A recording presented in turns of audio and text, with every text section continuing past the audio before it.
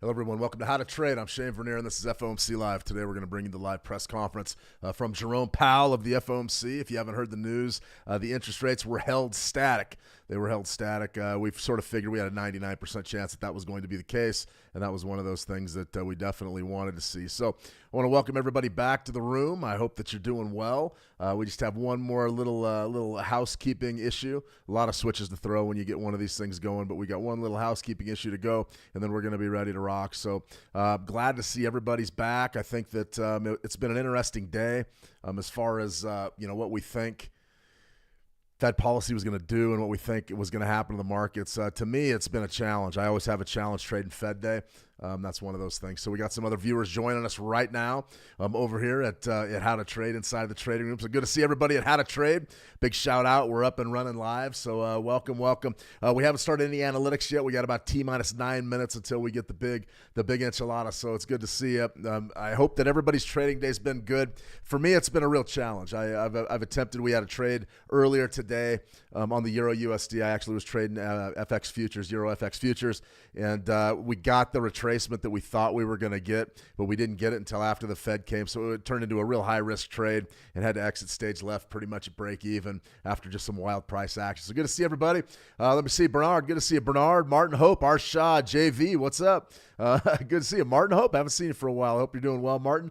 Got all dressed up, so we're ready to go. I hope Jay Powell brings his A game because this is one of the biggest Fed meetings that we're going to see in quite some time. Well, let's get right out to price action. We're sort of stalking a 920 crossover trade here on this Euro USD.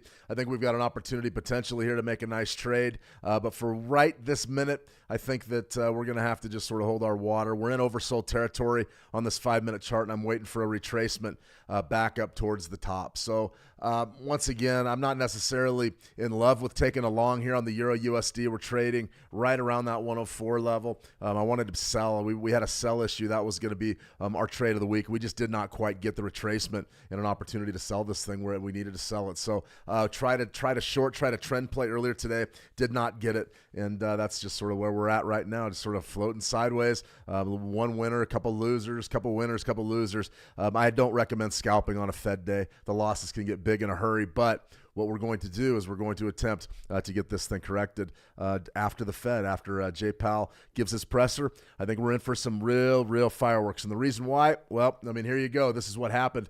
Here's what changed in the new Fed statement. Comparison to Wednesday's FOMC statement with the one issue to the previous policymaking meeting in December. Text removed. So what did they remove? It says, well, I mean, the unemployment rate has stabilized at a low level. Okay, so they believe employment's good. Recent months, labor market conditions have remained solid, yada, yada. Support of its goals decided to maintain, yada, yada. And then right here, you can see that it's pretty much, there's a little bit of a mixed I would say mixed sentiment in that boardroom. I think a lot of folks just want to get on with the rate cuts to support the market, but we're not necessarily going to see that. And we've been very, very adamant about what we think is going to happen here. I think it's going to be higher for longer. I expect an extremely hawkish Jay Powell. In any case, right here's a 5-minute Fibonacci scalp that came across the board right before we came on. If you watched today's price action seminar, I sort of did some real, what I call high-impact scalping, and it's fast and it's furious and it's borderline crazy. So we've got to be very careful with how we scalp and what we do, especially on a day when participation's been chaotic. It hasn't really been that great, but this right here, this pullback in the last 5 minutes, right up to 27.48-ish, was a pretty darn good scalp if you were a gold trader. Nice 5-minute, I would say a 5-minute signature, and you could probably sell that up there again if in fact you wanted to. So we could definitely look to maybe potentially execute one of those. We just got to make sure that our bottom stays where it needs to stay. Now, as far as our US 100, I mean, this has been the story of the week. It's been OpenAI out of China, the DeepSeek saga. I don't know if any of you have followed the DeepSeek saga, but what I will say about DeepSeek and the fresh AI is we just made a video on AI and put it out, how ChatGPT, we can use that to code our 920 EMA. And I will tell you that I did the exact same process, on DeepSeek, and it was faster and better. And that's with its servers getting absolutely clobbered. So I'm interested in the potential of the DeepSeek. Is it a game changer? I don't know, but I'll tell you this. It's better than ChatGPT. I can tell you just right straight away it is. The advanced analytics that it can do, amazing, and supposedly it just uses a fraction of the energy. In any case, right here, we're looking at the US 130-minute chart. This is what I would call very, very, very difficult trading, and the reason why is you've got that hammer, and you're sort of trading inside of the last 2 hours of the trading session, and you're off about 0.63%. So it's a down day, but do I really want to sell it and join the trend? Nah, not really. I'm not interested in that because we're not trending. I mean, it looks like a trend. Maybe it's a trend. It's not a trend. It's just sort of a broken little, we're just sort of limping south, and that really just is not good enough. Let's go down to our daily chart and see if we can find maybe an anchor point. And I don't really see it. I'm hyper-focused on this gap, this big deep seat gap in the US 100. I think we're going to trade up and see that. I would definitely say that would be a potential profit target to the top side. But as far as where we buy from, I really don't have any protocol. We could do something like this and try to attempt to identify a buy during Jay Powell's presser. I just don't know that that's going to be the way to do it. I think that what we're going to run into there is problem. Bobby Bod and Tuku, good to see you guys. But if you do get the pullback, definitely we buy down there, but we're not going to get it. So what we're going to have to do is we're going to have to figure out a different way to trade the US 100, and that's sort of where our 920 comes in. Real similar to what we did earlier today on a tight time frame. You'll see we were sort of right there. We were in oversold territory. We were looking to buy this thing. We just didn't quite get the crossover yet. So we're watching that. But realistically, if we're going to get some trades and some action here, we're probably going to have to go to a 1-minute chart. And you see right there, we're oversold territory. So we're on a buy. I want to buy, and I need to get that 9 to cross over the 20 in order for us to buy. That's pretty much it. All right, we had a question there on the U.S. dollar Japanese yen. I'll go ahead and pull that one up. We had a lot of areas that I was targeting, really looking to get active in, and I wanted to sell. I really did. I wanted to sell up here. Last week we wanted that 160.50 sell, and we just haven't quite got it. And right there's sort of your macro. There's a good look at your weekly chart, and this is a daily chart, but that's the weekly Fibonacci. So 154.92, maybe 155 is a pretty darn good support level. As far as how would I trade that right now today, I wouldn't. Very, very tight inside day rotational market. Let's go down to, say, a 30-minute price, 30-minute chart and see what's happening. All right, we're starting to break out. Maybe we can make a little range to the top. I think it's going to be really tough. So take it down to 5 minutes. What do we have on the 5-minute chart? We already had the beautiful scalp. So what we'll have to do is sort of reset. We'll reset our levels. So 155.31, that would be my downside support there for that dollar yen. And then as far as this gold goes, you can see gold's just sort of creeping lower, and we are anticipating a sort of a hawkish Jay Powell. I'm fascinated. I'm interested to see what he says. All right, everybody, let's go ahead over about a minute worth of fundamentals, then we'll get out to Jay and see exactly what Jay has to say. All right. If you want to trade switch markets, if you're international, if you're local here in the United States, or if you reside in the United States, probably look at our other partner broker, Owanda. You're going to want to check them out. As far as what we can expect today, the BOC cut interest rates, fascinating stuff. And then we got the big Fed announcements that came out about 30 minutes ago. Interesting. So what does the Fed mean? What does this mean? It's all about tone today. It's going to be all about tone with Jerome Powell. It's going to be, if he comes off hawkish, then we're going to be looking for a stronger U.S. dollar and a pullback in risk assets. Now, if he comes off dovish, saying, yeah, we feel pretty good about where we're at with policy, we may be looking to loosen policy here in the near future, that's going to be a dovish market driver. That's going to send the dollar lower, risk assets higher, and commodities higher. I'm expecting the hawk. I think that the hawk right here, the stalking bear, I think you're going to be in a situation where you're going to see some hawkish dialogue from Jay Powell. I'm fascinated. I really am. I'm looking for gold to keep coming off. I'm looking for the Euro USD to come off, even though we've sort of stalled out right around that 104 zone, and we've got our futures market right around 142.10. Somewhere right, or excuse me, 142 flat. So there's a lot going on right now. It feels to me like the dollar's heavy. So let's go ahead and see. We're gonna have to run a quick test here and see if I can. Let's see if we get. That's going to be our screen for this this Fed announcement. Let's go ahead and see what we've got here with regards to. All right, we've got that thing there. All right, something like that. Okay, that should be it. All right. Lots of switches to throw.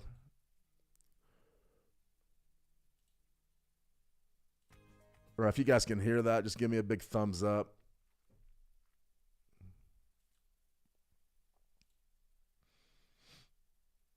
There's no noise yet, but there will be.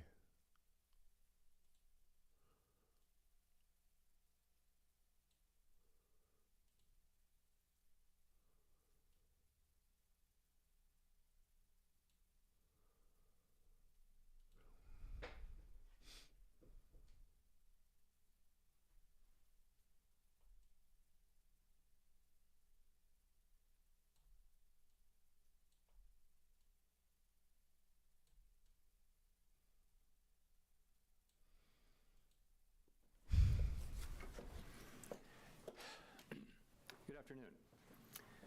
My colleagues and I remain squarely focused on achieving our dual mandate goals of maximum employment and stable prices for the benefit of the American people. The economy is strong, is strong overall, and has made significant progress toward our goals over the past 2 years. Labor market conditions have cooled from their formerly overheated state and remain solid. Inflation has moved much closer to our 2% longer-run goal, though it remains somewhat elevated. In support of our goals, today the Federal Open Market Committee decided to leave our policy interest rate unchanged and to continue to reduce our securities holdings. I'll have more to say about monetary policy after briefly reviewing economic developments. Recent indicators suggest that economic activity has continued to expand at a solid pace. For 2024 as a whole, GDP looks to have risen above 2%, bolstered by resilient consumer spending. Investment in equipment and intangibles appears to have slowed in the fourth quarter, but was strong for the year overall. Following weakness in the middle of last year, activity in the housing sector seems to have stabilized. In the labor market, conditions remain solid. Payroll job gains averaged 170,000 per month over the past 3 months. Following earlier increases, the unemployment rate has stabilized since the middle of last year, and at 4.1% in December remains low. Nominal wage growth has eased over the past year, and the jobs-to-workers gap has narrowed. Overall, a wide set of indicators suggests that conditions in the labor market are broadly in balance. The labor market is not a source of significant inflationary pressures.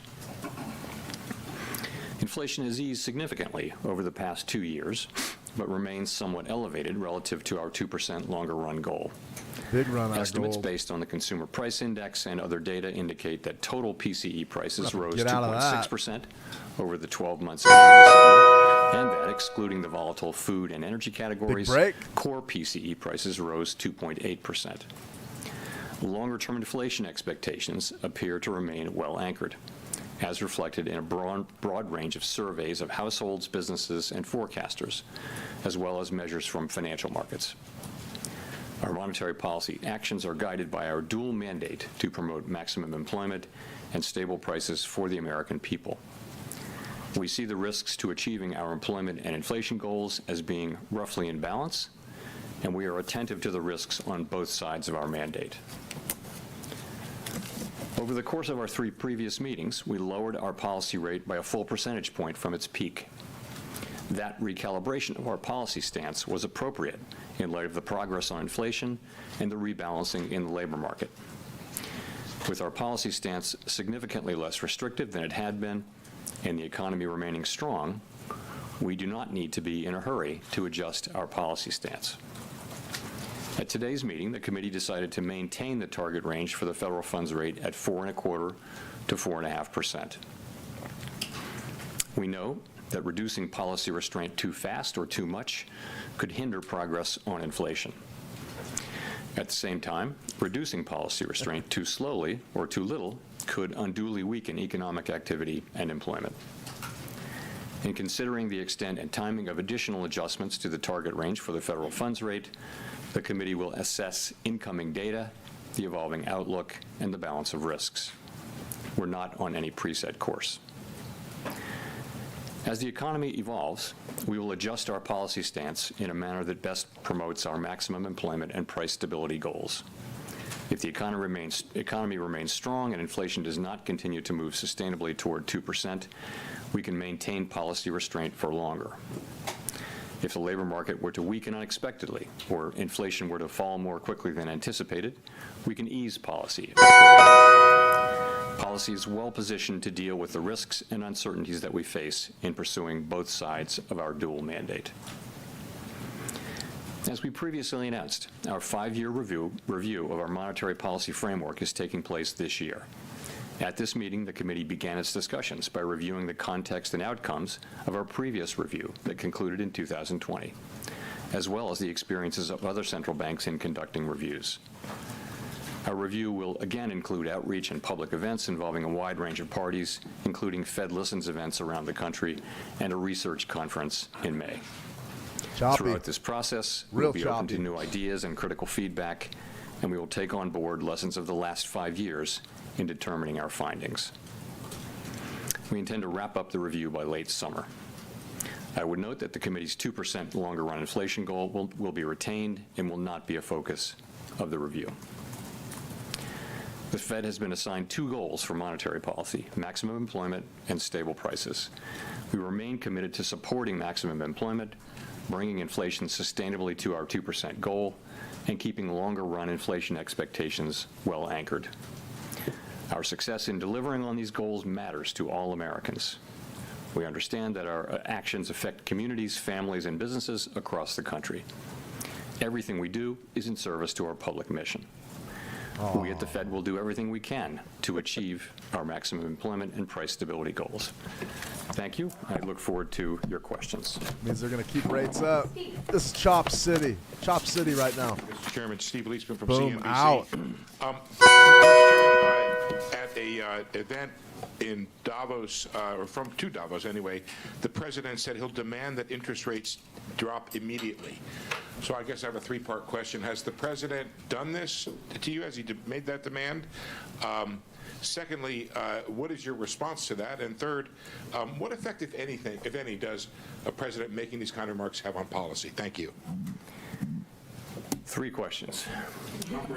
I'm seeing it really as one question, though. So I'm not going to have any response or comment whatsoever on what the president said. It's not appropriate for me to do so.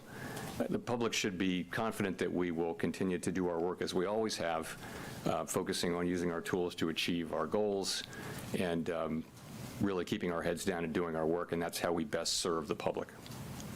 Can you just comment on whether he's physically communicated his demand to you? I've had no contact. Thank you. Thanks. It's bullish USD. Tim Roche, The Wall Street Journal. Chair Powell, you and several of your colleagues said around the time of the last meeting that your policy stance was meaningfully restrictive. Given economic and financial market developments since then, how has your confidence changed in an assessment that says interest rates are meaningfully restrictive?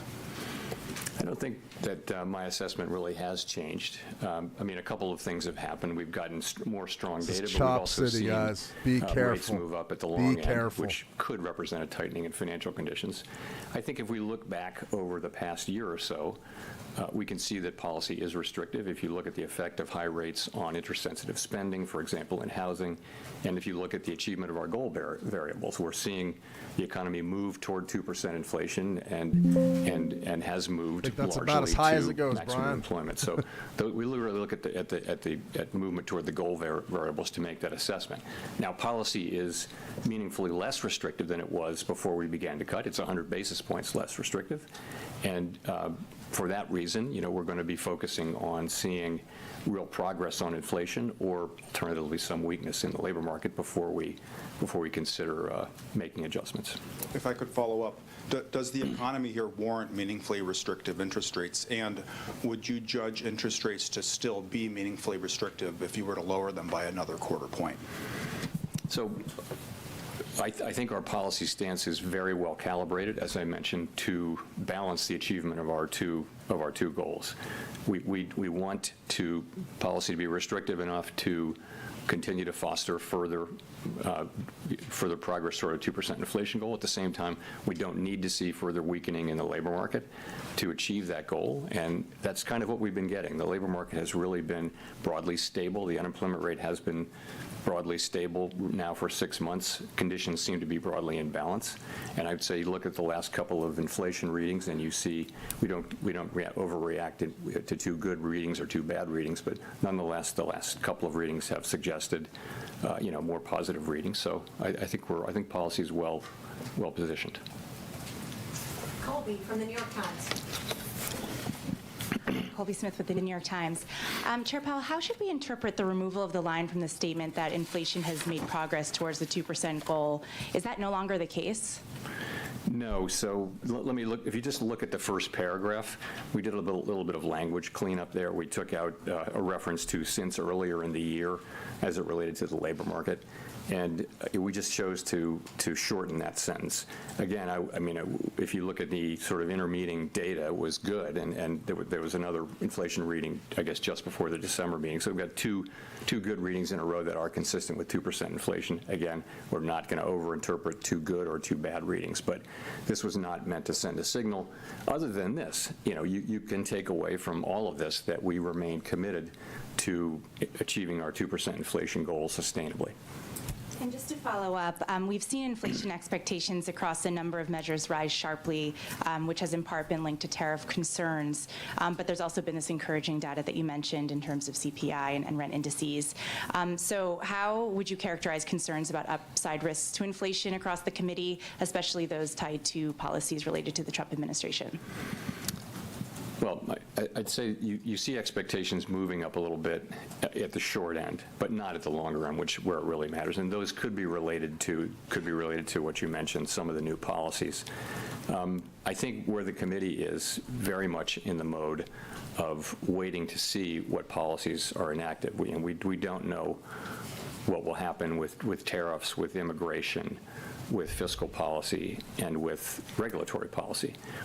We're only just beginning to see, actually are not really beginning to see much, and I think we need to let those policies be articulated before we can even begin to make a plausible assessment of what their implications for the economy will be. So we're going to be watching carefully, and as we always do, this is no different than any other set of policy changes at the beginning of an administration. We'll patiently watch and understand, and kind of not be in a hurry to get to a place of understanding what our policy response should be until we see how it plays out.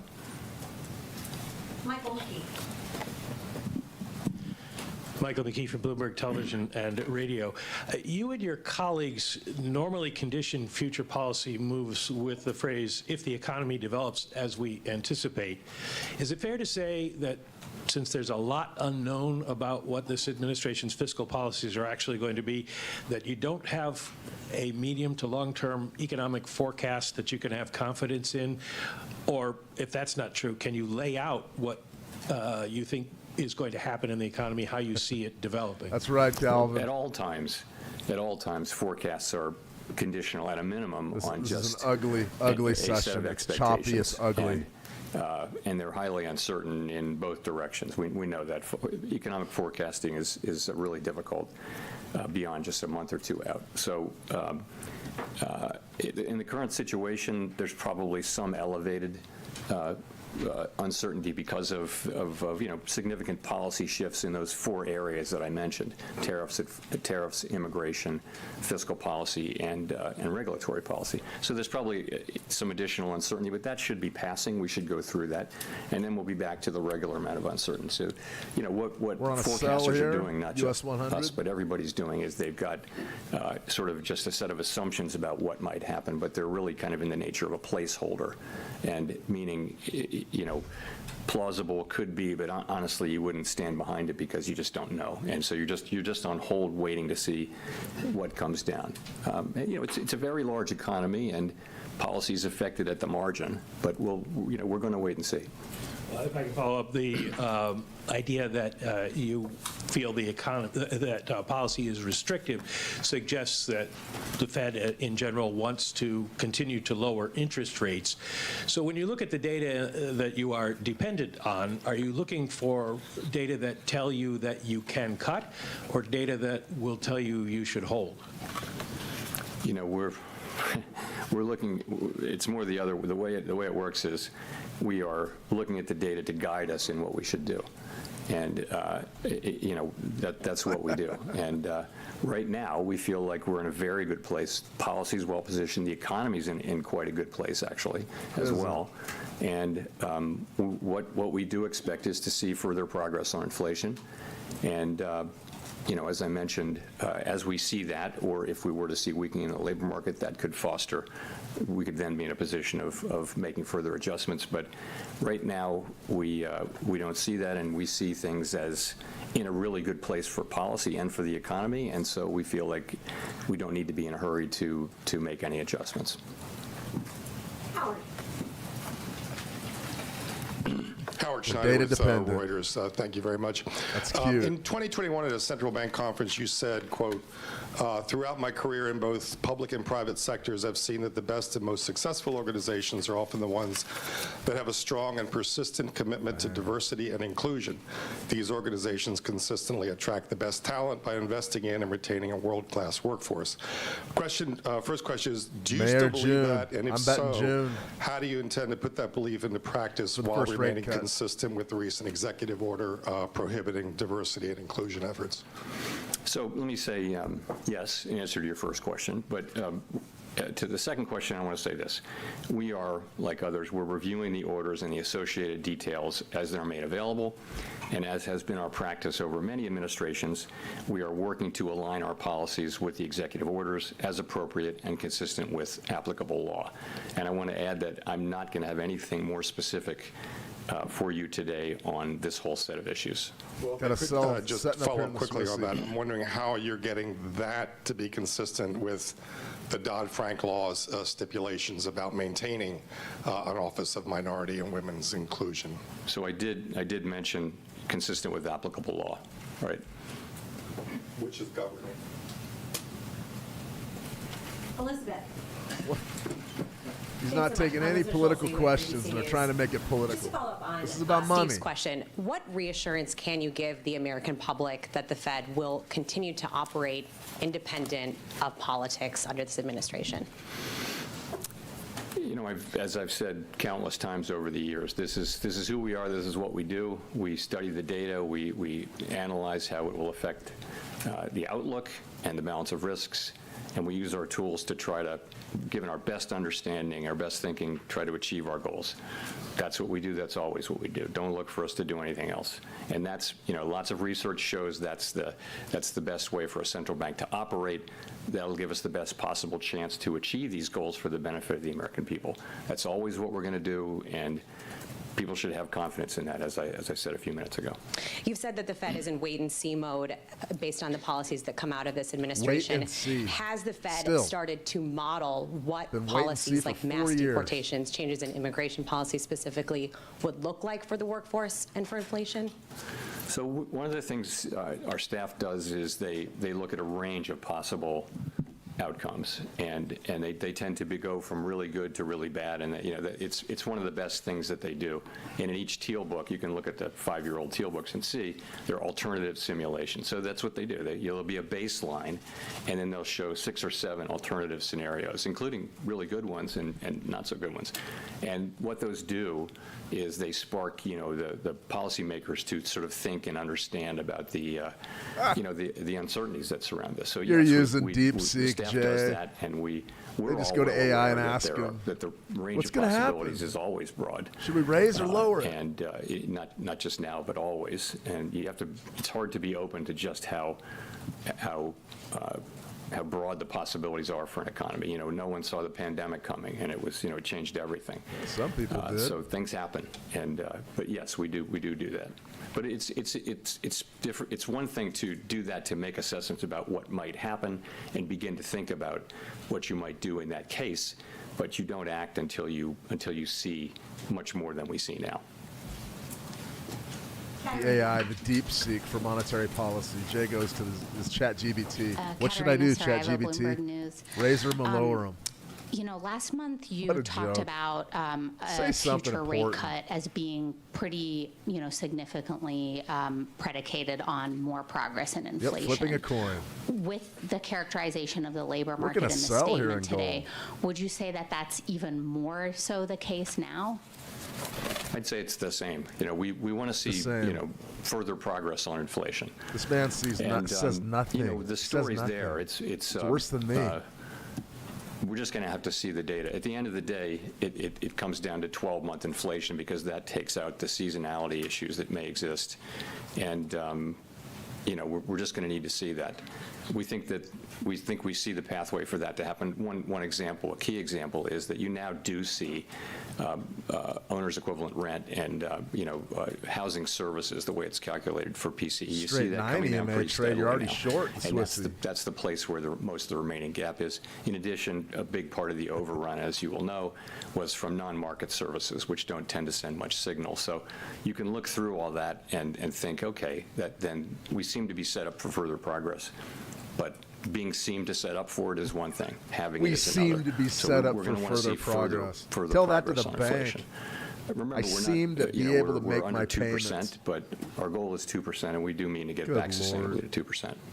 Purple tie, he's And in apolitical, terms of the JV. labor market, He's, I mean, he's how- not Republican or is that Democrat, he's broadly- purple. You know, you said a broad set of indicators show that it's in pretty solid place. Was there broad agreement on that? There's been a few underlying indicators that are showing perhaps some weakness, a low hiring rate, you know, workers reporting that it's increasingly difficult to find a job. Is that of concern to the committee? So you're right. I mean, we look at, of course, a very broad range. So it starts with unemployment, with the unemployment rate, employment, participation, wages, job quits, are people quitting, that kind of thing, the ratio of vacancies to unemployed. We look at all those things, and you put your finger, though, on it's a low hiring environment. So if you have a job, it's all good. But if you have to find a job, the job finding rate, the hiring rates have come down. And that's more typical of a. That's what a job market is, Jay. Let's say that the unemployment, that the labor market is at a sustainable level. It's not overheated anymore. We don't think we need it to cool off anymore. We do watch it extremely carefully. It's one of our 2 goal variables. But yeah, I'd say we watch those things quite carefully. But nonetheless, overall, look at the aggregate data in the labor market. The labor market does seem to be pretty stable and broadly in balance when you've got an unemployment rate that has been pretty stable now for a full half a year. That's the quote of the day right there. If you have a job, you're all right. If you're looking for a job, Mr. Chairman, Edward might be a Lawrence with Fox challenge. Business. That's what a Unemployment. Now, you recession said there's is. a broad range of possibilities, but last September, Good Lord. you said, quote, "We understand that there's been quite an influx across the borders, and that has actually been one of the things that's allowed unemployment rate to rise." Now that the flow of the border has slowed and we're seeing deportations, how do you expect the unemployment rate to react? You know, so what's happening is that the flows across the border have decreased very significantly, and there's every reason to expect that to continue. But job creation has come down a bit too. 1 minute short. You know, if those 2 things come down together, that sort of can be a reason for the unemployment rate to stabilize.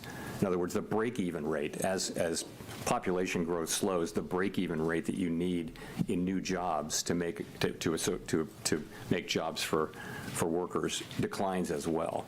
So that seems to be something about what's happening. You do see a very I think we got an old flat, friend on the live chat. unemployment rate at a time when Fantastic. you've seen significant declines.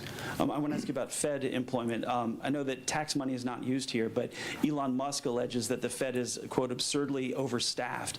We've seen the executive branch push to reduce the federal workforce. I just want to get your reaction. You know, we run a very careful budget process. We're fully aware that you know, we owe that to the public, and we believe we do that.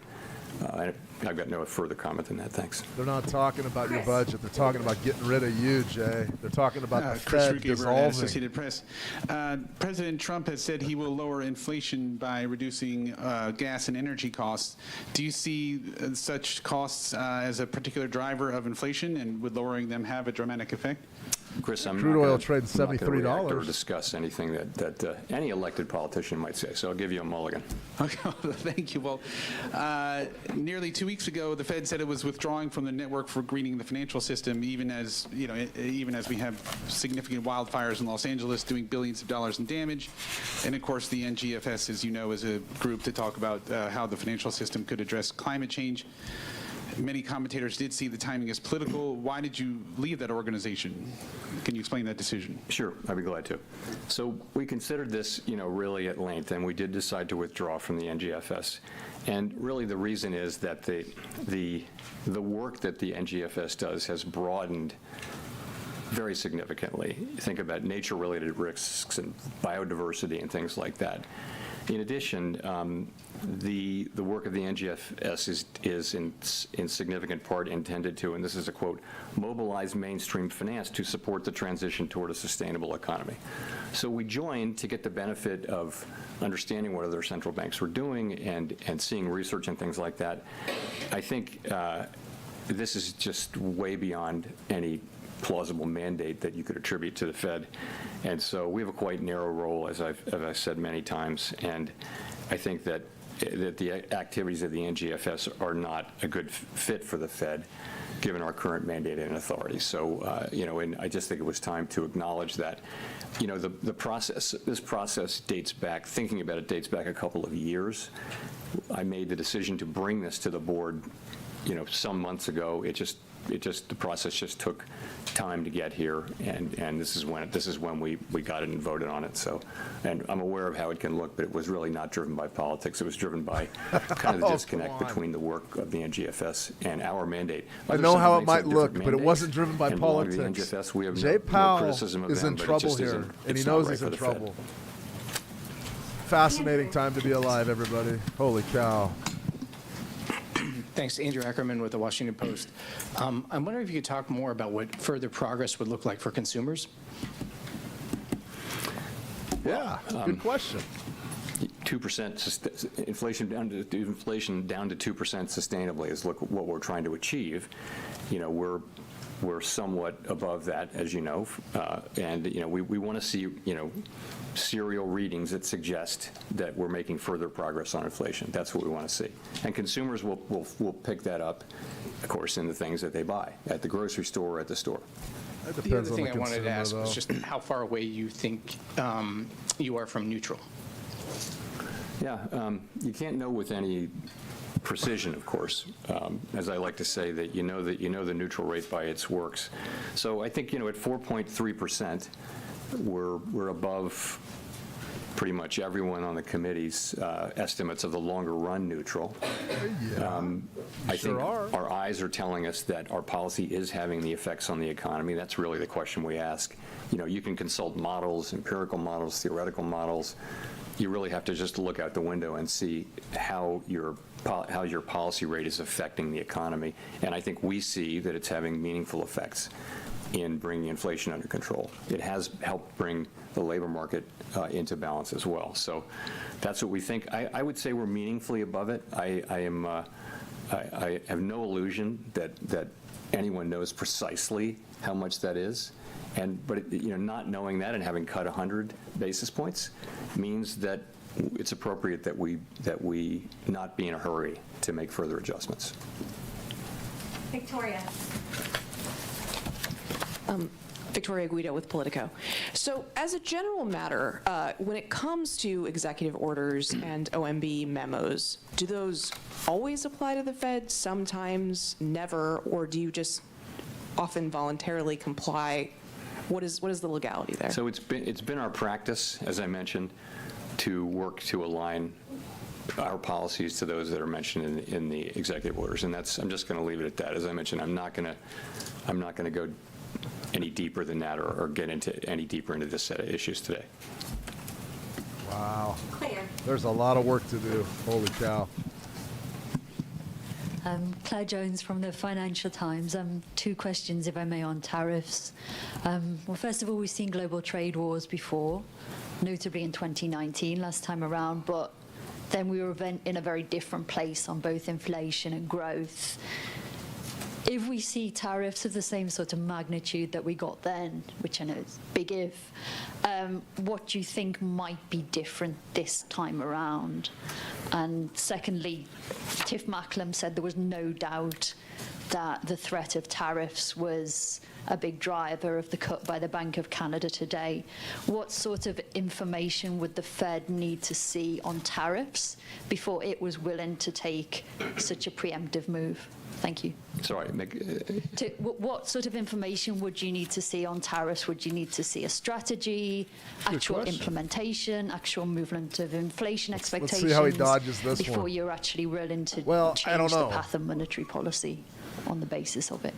Yeah, so first of all, things are a little different now. We've just come through a high inflation period. They're a lot different now. And you can argue that both ways. You can say that companies have figured out that they do like to raise prices, but we also hear a lot from companies these days that consumers have really had it with price increases. And so I don't know how that shakes out. Nonetheless, you're coming through a situation where we're not quite back to 2%, and that's just different. In addition, the kind of footprint of trade has changed a lot as trade is now spread around. It's not as concentrated in China as it was. There was a lot more manufacturing. It moved to Mexico and other places. So there are differences, and I just think the range of possibilities is very, very wide. We just don't know, and I don't want to start speculating, as tempting as it is, because we really don't know. And we didn't know, by the way, in 2000 and I guess pretty good short, really, that dollar yen. 18. Yeah, we didn't really know, and the range of possibilities very, very wide. We don't know what's going to be tariffed. We don't know for how long or how much, what countries. We don't know about retaliation. We don't know how it's going to transmit through the economy to consumers. That really does remain to be seen. There are lots of places where that price increase from the tariff can show up between the manufacturer and the consumer. Just so many variables. So we're just going to have to wait and see. And the best we can do is what we've done, which is study up on this and look at historical experience, read the literature, and think about the factors that might matter. And then we'll just have to see how it goes.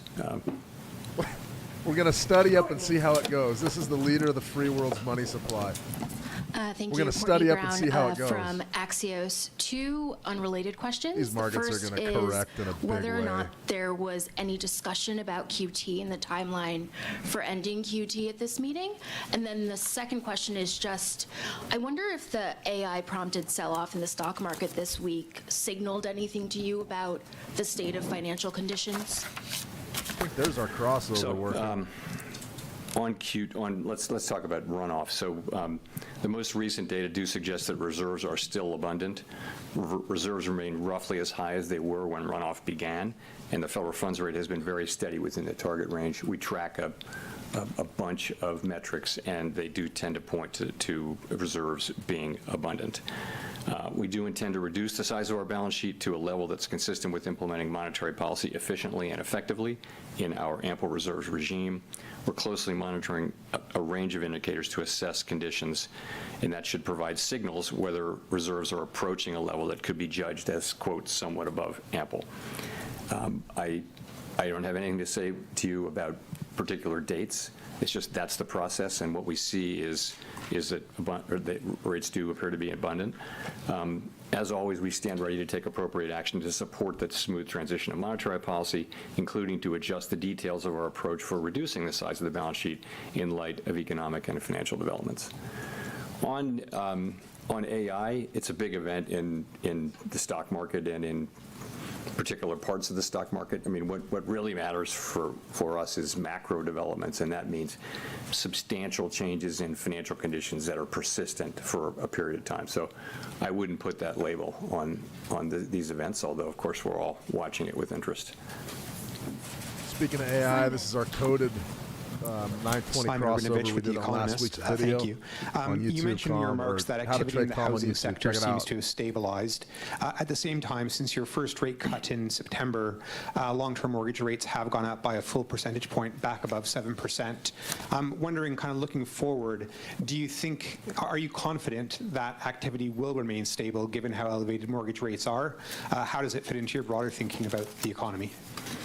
So, as you know, as we've reduced our policy rate 100 basis points, longer rates have gone up, not because of expectations, not principally because of expectations about our policy or about inflation. It's more a term premium story. So, and it's long rates that matter for housing. So they're betting you're not going to cut. I don't think. I think these higher rates are going to. They're probably hold back housing activity to some extent if they're persistent. We'll have to see how long they persist. So, we control an overnight rate. Generally, it propagates through the whole family of asset prices, including interest rates. But in this particular case, it's all happened at a time when, for reasons unrelated to our policy, longer rates have moved up. Jennifer.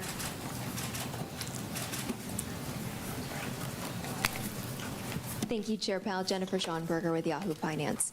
You said you want to see further progress on inflation. Given that households appear to be unhappy with the elevated level of prices, do you believe the committee should wait until inflation has fallen back to target to cut rates again? No, I wouldn't say that.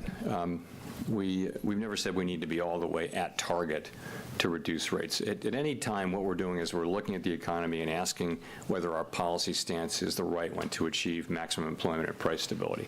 So I think if we would want to see further progress, but we think our, as I mentioned, we think that our policy stance is restrictive, meaningfully restrictive, not highly restrictive, but meaningfully restrictive. And so I would think we need to see further progress. I wouldn't say all the way back down to 2% on a sustainable basis. Although we'd love to see that, of course, and we will. And a separate question for you on tariffs. Curious whether the threat of tariffs and not knowing whether they could stick or not creates uncertainty for business here in the United States and could cause them to pull back, ultimately weighing on growth. Does the threat of tariffs cause you to ponder your growth forecast? I want to avoid commenting even indirectly on the conduct of tariffs. It's not our job, and it's not our job to comment on the moves that people make. So I wouldn't want to criticize anything that's happening or really comment on it one way or another, or praise it for that matter. It's just not our job.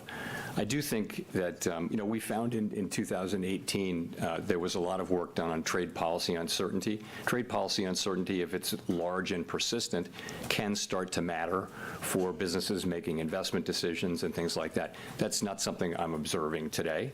It's very early days for this, but I think that did matter in 2018-19, and it's one of many things we'll be watching. Matt Egan. Thank you, Chair Powell. Matt Egan from CNN.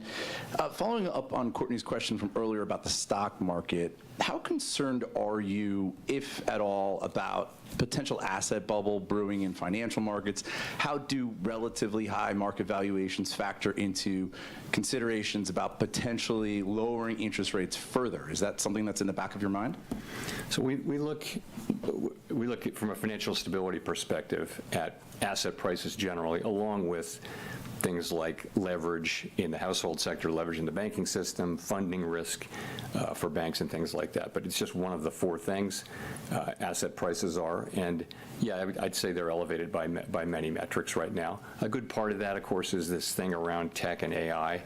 But we look at that. But we look at how resilient the households and businesses and the financial sector are to those things. So we look at that mainly from a financial stability perspective, and we think that there's a lot of resilience out there. Banks have high capital, and households are actually overall, not all households, but in the aggregate, households are in pretty good shape financially these days. So that's how we think about that. We look at overall financial conditions, and you can't just take equity prices. You've got to look at rates too, and that represents a tightening in conditions with higher rates. So Overall, financial conditions are probably still somewhat accommodative, but it's a mixed bag.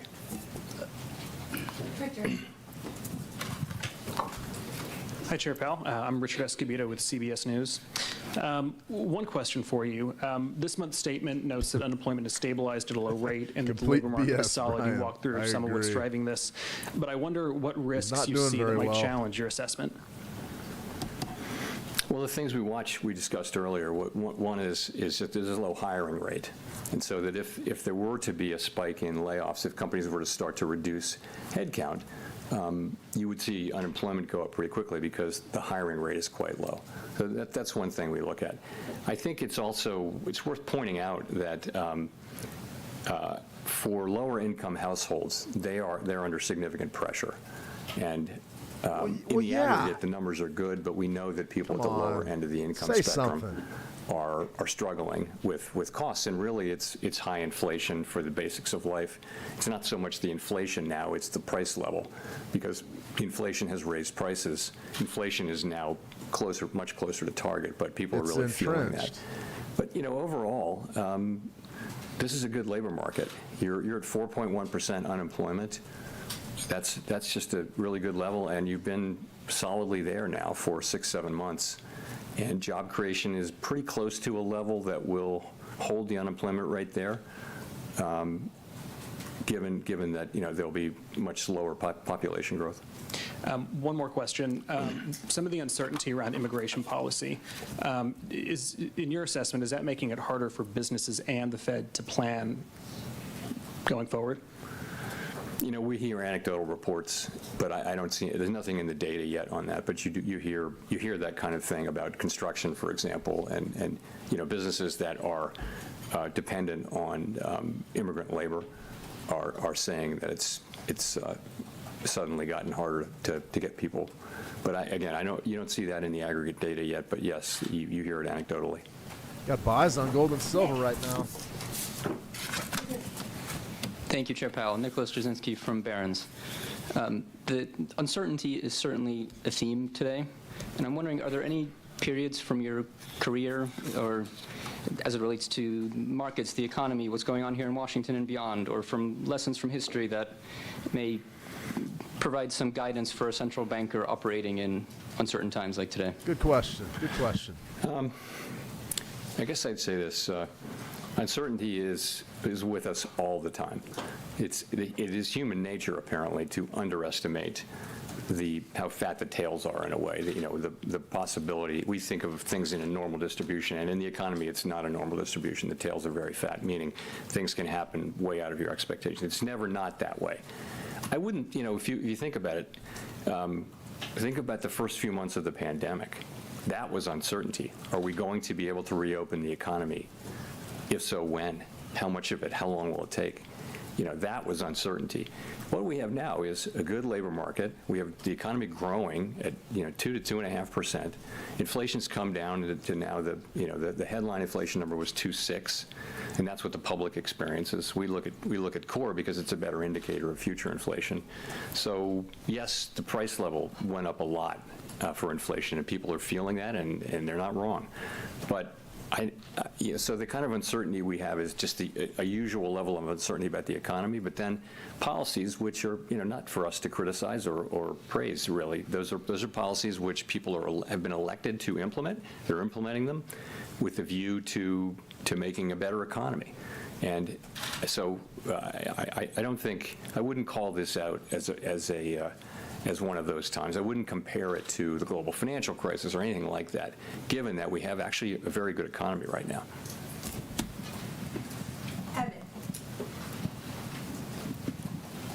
Evan Reiser with Market News International. Chair Powell, is a March cut still on the table? And then additionally, are you looking to see better than expected data on inflation to cut? Or are you looking for inflation data that roughly aligns with current forecasts? So as I mentioned, the economy's strong, the labor market's solid, downside risks to the labor market appear to have abated, and we think disinflation continues on a slow and sometimes bumpy path. That tells me, and the other members of the committee, the broad sense of the committee actually is that we don't need to be in a hurry to adjust our policy stance. Your second question was? Whether or not don't you need to be in a hurry. better than Rates expected are higher for inflation longer. data, or just inflation data that roughly aligns with your current forecasts? You know, it's one of those things, we'll know it when we see it, but more the expectation is that we will make continued progress. We'll know it when we see it. You know, that's what we want. We'll know it when we see it. We'll know it when it's we going see to have it. to be something that Right. isn't just idiosyncratic. You're going to want to see, you know, continued progress with housing services inflation. You're going to want to see inflation behaving in a way that builds confidence that we are really making progress. That's what it's going to be. And I mean, is that better than our expectations? We expect to see that. It's just a question of when. So we're going to study hard and see what happens, and then we'll know it when we see it. Our inflation Chair Powell, progress. Scott Horsley We'll know it from when we NPR. see it. In your 5-year review, you They don't said know the anything 2% right now, everybody. inflation It's gonna target be great won't trading. be on the table. Can you talk a little bit about why? Is that because you think that's the right target, or is it because you don't want to move the goalpost mid-game, or what's behind that? I think that goal has served us well over a long period of time. It's also the sort of global standard. I think that if a central bank wanted to look at changing that, you wouldn't do it at a time when you're not meeting it anyway. I would not look at changing it anyway, but I certainly wouldn't look at it at a time when you're not meeting it. I mean, there's just no interest at all in changing it, if I'm being at all unclear. We're not going to change the inflation goal anytime soon. And 5 years ago, if I can paraphrase what y'all decided, it was you're going to not raise interest rates preemptively to head off inflation until you see sort of the whites of the eyes of inflation, because the solid labor market was so beneficial. Have the last few years changed your thinking about that? So what we really said was that we wouldn't really look at a strong labor market and raise rates unless we saw some evidence of inflation. So the thought was that we'd seen really low levels of inflation, of unemployment, with no sign of inflation. So why would you preemptively want to put people out of work in the absence of any kind of any evidence that suggested that this was not a sustainable level? It was a way of acknowledging how much humility we have about the starred variables, especially U-star, the natural rate of unemployment. So that was an insight. We'll discuss that again. That'll be one of the many things that we discuss. But I don't think that insight is wrong. We didn't, you know, we said, what we said was that, you know, at times when inflation persistently undershot 2%, we would likely allow inflation to run moderately above 2% for some time. That's what we said. That turned out not to be relevant to what actually happened. There was nothing moderate about the overshoot. It was an exogenous event. It was the pandemic, and it happened. And you know, our framework permitted us to we're still blaming act COVID quite for the vigorously, and problems. we did once Still. we decided that that's what we should do. The framework had really nothing to do with the decision to. We looked at the inflation as transitory, and right up to the point where the data turned against that. And when the data turned against that in late 21, we changed our view and we raised rates a lot. And here we are at 4.1% unemployment and inflation way down. But the framework was more irrelevant than anything else. That part of it was irrelevant. The rest of the framework worked just fine as we used it, as it supported what we did to bring inflation down. Let's go to Mark for the last question. Thank goodness. Hello, Chairman Ask Powell. another Mark Trump Hamrick question. with Bankrate. As you know, in the annual report from the Financial Stability Oversight Council, among the risks outlined is cryptocurrency. Could you talk about those risks now? And regarding individuals and households, perhaps distinct from the concern about the financial system, do you worry that speculation in this unregulated asset class could hurt their financial well-being, or do you think it has a place in a household's portfolio?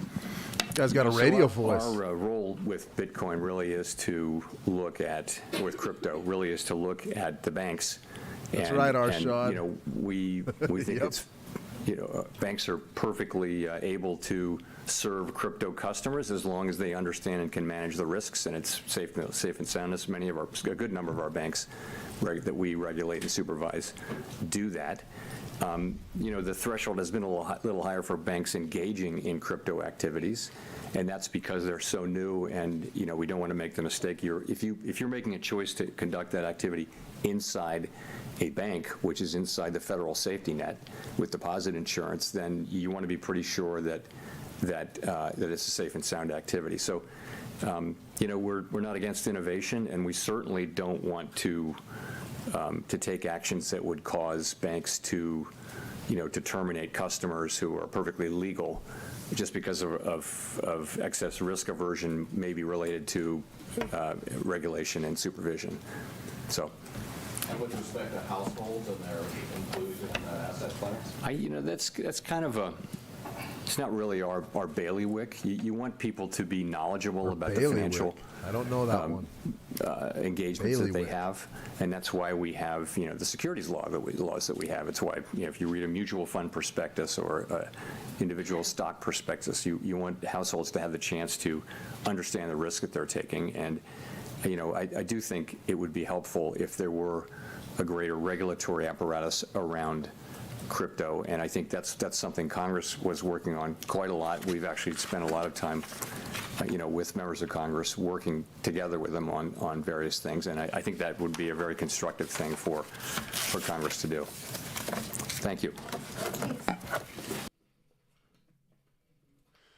All right, that's a wrap. I'm going to keep this short and sweet.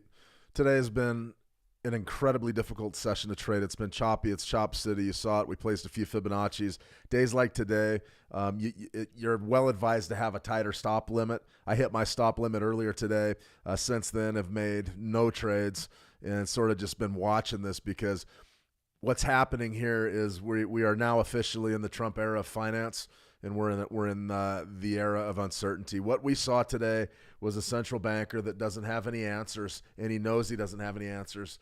Now, the question really is going to become, does the traditional model of what the Fed does, is it going to be effective with a tariff? When you have tariffs coming across, there's going to be a lot of tariffs, and they're going to come in, and they're going to be fast, and they're going to happen fast. Now, there's also a movement in there to disband the Federal Reserve. Believe it or not, there's going to be an amendment, a constitutional amendment that's going to go in front of the House of Representatives. There's a lot going on right now, and Jay Powell knows it. Now, this is crazy stuff because he doesn't have any answers. They don't have any answers. They don't know what's going to happen. If, in fact, they do throw some tariffs down there and they see a short-term bump and say the CPI or something, I think we could get a rate hike, and it could be a surprise coming in the spring. So, absolutely. The gentleman, that was his weakest performance since I've been doing this for over 3 years. I think that, I usually like to critique somebody as harshly as I can just because the central bankers, they don't say anything.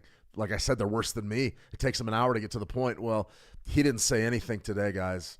He didn't say a damn thing. And we're data dependent. We don't know. We're going to have to study what tariffs are going to do to the markets. I thought you already knew that.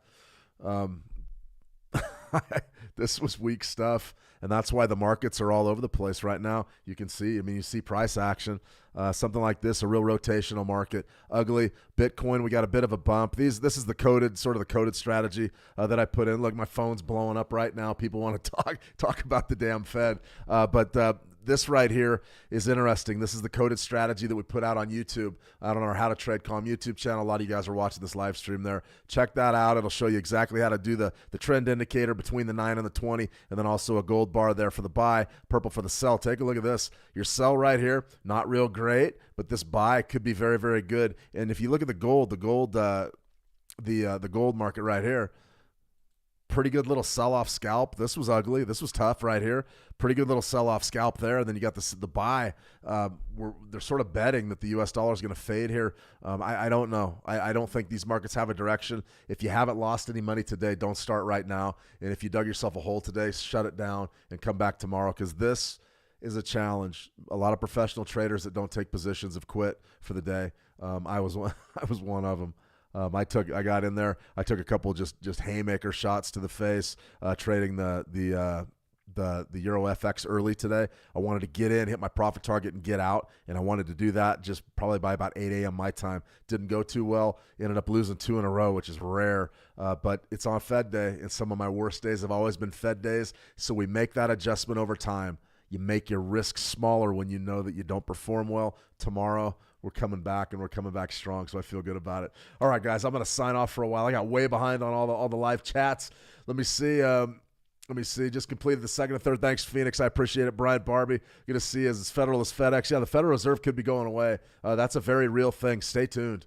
Stay tuned on that. Let me see. Angelie, do you only teach Forex? No, we teach it all. I'm a crude oil specialist. I'm more than happy to talk commodities. As a matter of fact, commodities are what I do best, but I do like currencies. The Fibonacci stuff I use, longer time frames are fairly good. We also put out a daily trade idea that we're tracking the performance of, and it's been a good January. I can't stress that enough. But interesting stuff. Good to see everybody else. Janetti, thanks for joining us live. I sure appreciate it. Let me see. Wizard Alvin, thank you. A bailiwick is a character in the Disney Junior animated series. He is Sophia the First. He is a castle steward responsible for keeping the castle in order. Thanks for that. Thanks for that, Wizard. I had no clue what a bailiwick was. Like I said, I'm sort of a hillbilly from Montana, so I know what bull riding is. I know what calf roping is. I don't necessarily know what the heck a bailiwick is, but I learned something today, and it cost me a little bit of money to do it. What did I learn today? The markets are rotational. Get out of the way. Tomorrow you will get moves. I promise you it will happen. Stick in there, be disciplined, do what you got to do, and that's exactly what you got to do. Let me see. Phoenix, hello, sir. How much money you made till now? On what? That's a loaded question. I'm going to do my best Jay Powell impression answering that question. At this time, I just can't address those types of questions, but I can't even. I'm not even going to go there. If you want to hear big fancy stories about Lamborghinis and private jets, go out to YouTube and check out some of those gurus. Those guys are all making millions and millions and millions. I will tell you, it hasn't been $1 million. How's that, Phoenix? All right, Calvin, have a good one. I've gone on long enough. You guys have a fantastic session. We're back tomorrow. We're going to talk about the ECB interest rate decision. We're also going to talk about GDP, what's going on with GDP, and we're going to go through the news and give you a few trade ideas as well. Let this slow down. Let this action break one way or the other. We will get better trades tomorrow. That's a fact. All right, everybody, have a fantastic session. Trade the action well, and we'll talk soon. See you.